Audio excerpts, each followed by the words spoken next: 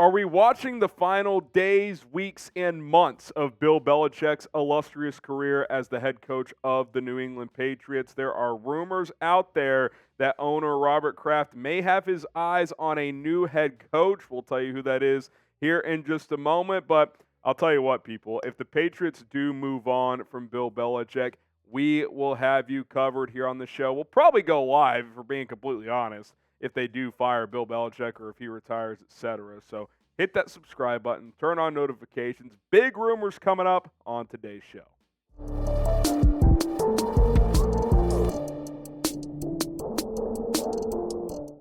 Could the New England Patriots trade for Titans head coach Mike Vrabel? That's where we kick off Patriots Today by Chat Sports. I am Harrison Graham, and listen, there's a lot of buzz around the Patriots and Vrabel right now. Hell, we saw him in the suite with Robert Kraft just a few weeks ago, so you've got that going on. Here's what Ben Violin had to say about this. He says, 2 sources close to the Patriots have independently said the same thing. They believe Vrabel, currently the Titans head coach, is Kraft's home run choice to succeed Belichick. And look, this is interesting, and Violin went on to suggest that the Patriots could or would consider trading for Mike Vrabel. And we've talked about this a couple of times. Look, Bill Belichick's a legend. He's done a lot of incredible things, obviously. But since Tom Brady has left, this team hasn't won as much. The offense has kind of gotten worse year over year. He's made some bad personnel decisions, both in the draft and in free agency,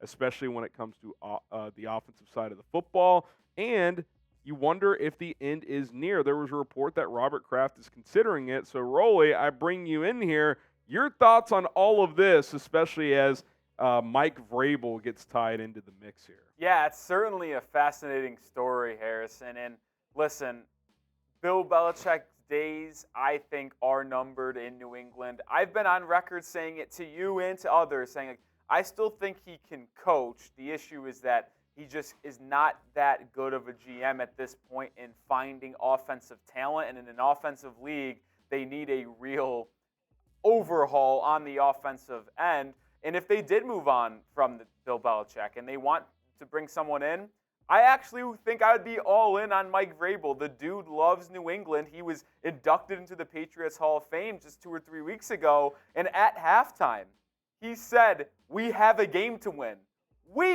That's incredible. He is already still thinking about himself ingrained in New England. And he was also, during the first half of that game, sitting in the owner's box with Robert Kraft. There's a clear, good connection there between Vrabel and the Krafts. I think Vrabel is a really good head coach. So if they did decide to move on from Belichick, I would be all in on Vrabel. The question is, we'd have to trade for him because he's still under contract with Tennessee, and I don't think they plan on firing him. So it's like, what are you really willing to offer for a coach? And that's the challenge, right? I mean, we saw the Broncos trade a first-round pick for Sean Payton. You obviously can't do that if you're New England because your pick, at worst, even if this team gets hot, it's going to be top 10, but it's looking like it's going to be top 5, if not potentially top 3. Can't trade a top 5 pick for any coach. I don't care. You're just too many pieces away roster-wise. But trade a second for him? Would you trade a third? I mean, it'd be curious. I mean, could Vrabel go to Tennessee and be like, look, I want out, but, you could send something to New England for me? I think that's the balance that Robert Kraft would have to play. Mike Vrabel would have to play as well, because it's not like Major League Baseball. We just saw the Cubs just poached Craig Counsell from the Milwaukee Brewers. You can't just leave for another head coaching job if you are under contract. Now, admittedly, I don't know Vrabel's contract situation, but if reporters are suggesting they trade for him, it sounds like he's under contract, which wouldn't be a surprise because he's had a lot of success with Tennessee. So what do you guys think? Do you want Mike Vrabel as the next Patriots head coach? Type Y for yes. Type in for no. This will be the pinned comment on today's video. So if you get hit with that ad break, reply with a Y for yes or an N for no. What say you, Rolly? I think obviously they're not going to fire Bill Belichick in the middle of the year, even if it just continues to be catastrophic. There's too much respect for what he's done there. But any thought to trading for Vrabel?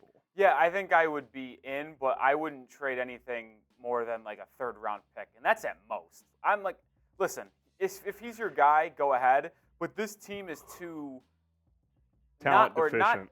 Untalented, let's say, to waste a first and second round pick on a guy like Mike Vrabel to become your head coach. It would be awesome to see Vrabel back in New England because I think he's got that perfect hybrid of being a player's coach and also having that same disciplinarian vibe that obviously New England likes to implore, at least Bill Belichick has implored. So I'd like to bring in Vrabel if possible, as long as it wouldn't cost much. But I just know a lot of fans right now are just on the fire Bill Belichick train, and I do think they probably need to move on from him, but they will not fire him midseason. So any fan that's begging for that, just know it's not going to happen. There's too much good history there, and it would just be such it would be a horrible end to that long relationship that's been built over 20-plus years. Look, let's be honest. It'd be a bad look. You can't fire Bill Belichick midseason. Alabama could never fire Nick Saban midseason. Regardless of what your thoughts are, can you come to the conclusion right now that you're not bringing him back? Absolutely, but you do not fire him in the middle of the season. That you just can't go that route. I mean, he's done too much for this franchise in winning 6 Super Bowls. So I would be shocked if that ever happened in New England. But I do think after the season, it's very much on the table, especially if things continue to trend in the way that they have been. More to discuss here on today's show, but we are sponsored by Prize Picks. Football season is in full swing, and the NBA is back as well. I've been making tons of money on my entries with Prize Picks, the best daily fantasy sports app, because it is very easy to do.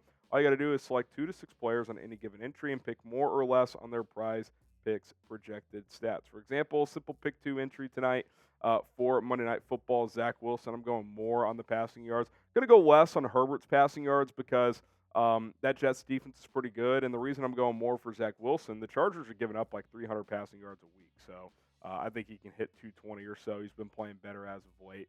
PrizePicks.com/CLNS. Use our code CLNS to get a deposit match up to $100, and join rapper Meek Mill, comedian Andrew Schultz, and several other Prize Picks players, and place your entries today, whether it's the NFL, college football, NBA, college basketball, NHL, or any other sport. Prize Picks is the best way to play daily fantasy sports. All right, let's look ahead to the offseason a little bit beyond coaching and take a look at some draft notes here. How about drafting Marvin Harrison Jr.? The Patriots' lack of talent at wide receiver is obviously a problem, and a guy like MHJ is a player that could help in a major way. Now, where the Patriots sit right now with the number 5 pick, I don't think he would fall there. But the Giants, the Bears, they're both 2-7, so it's very possible New England could get into that top 2 or 3, depending on how the rest of the season goes. If you are the number 3 or 4 pick, that's kind of the sweet spot because Drake May and Caleb Williams are probably going to go top 2, which, by the way, the Patriots very much could be in play for a quarterback as well. I think this is the best player in the draft. I've been saying this for a few weeks now regarding next year's draft. Sure, Caleb Williams or Drake May, if they hit, would have a bigger impact because of the position they play. But if you're just talking about best pure player in college football in this draft, it is Marvin Harrison Jr. I watch this guy every week, and I see no weaknesses.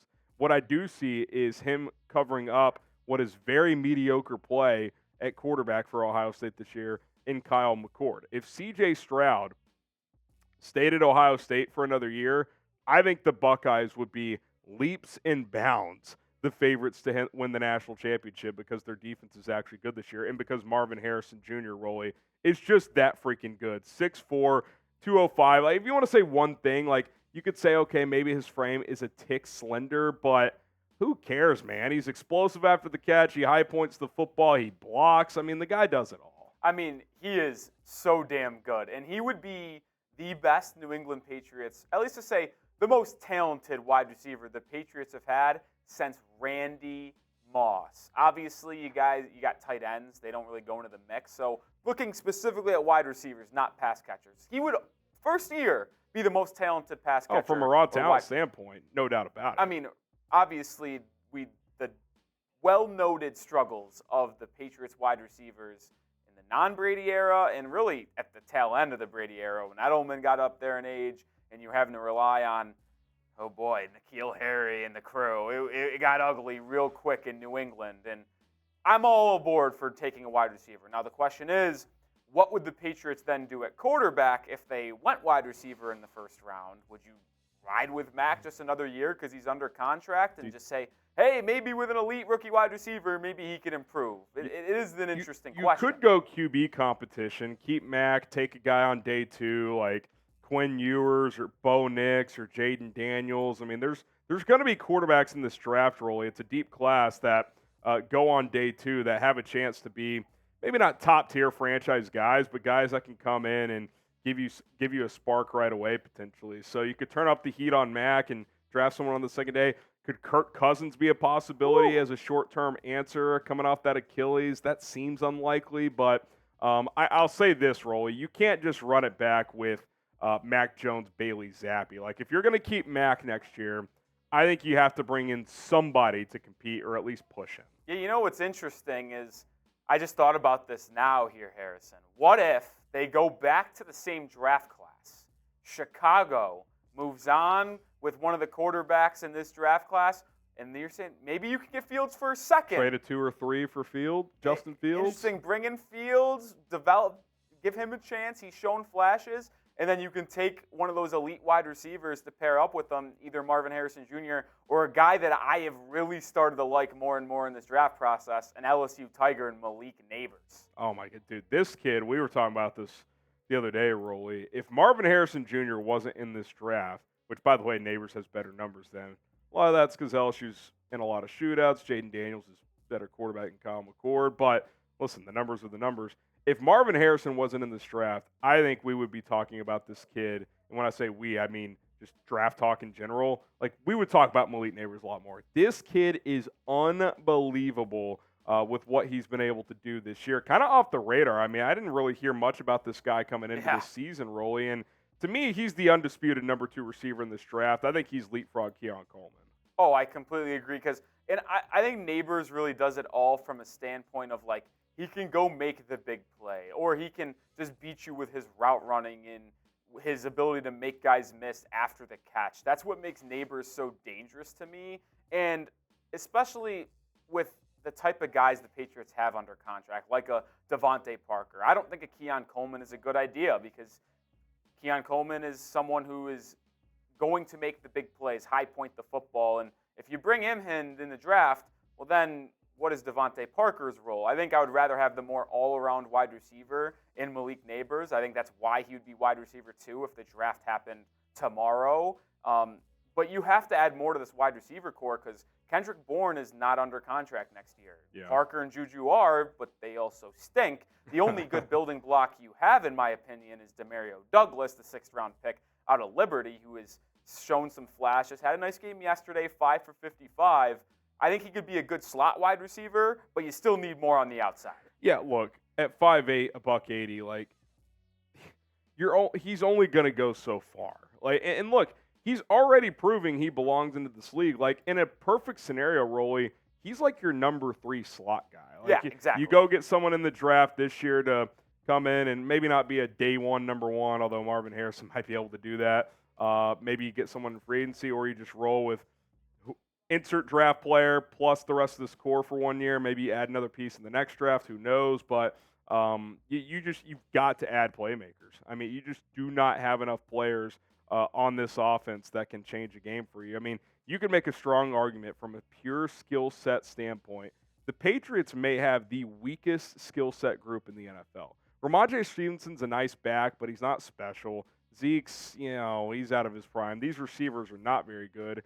The tight end room's okay, but when you add it all up, like, what teams are worse at the skill position groups offensively? I bet you're not going to fill up your hand to get to 5 other teams. Like, this is a bottom 5 team when it comes to skill talent on offense, which is why if you're not going to draft a quarterback based on where you fall in the first round, drafting a receiver makes a whole ton of sense. All right, so which receiver would you rather have? Type MHJ for Marvin Harrison Jr., type MN for Malik Nabers. As much as we like Nabers, we're still going to go with MHJ. But what say you? Let us know in the comments section below.